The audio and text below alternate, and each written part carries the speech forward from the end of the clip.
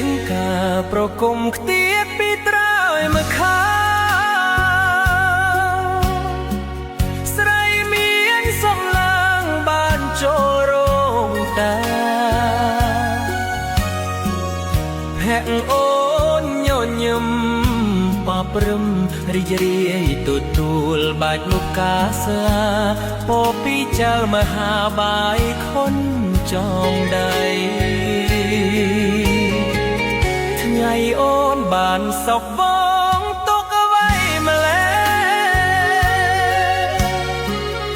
ដើមទ្រូងសឹងប្រះក្រោមអនុសាស្រណោះផ្លូវស្រីធ្លាប់កាយអូនច្រៀងបំពេចម្រៀងស្នេហា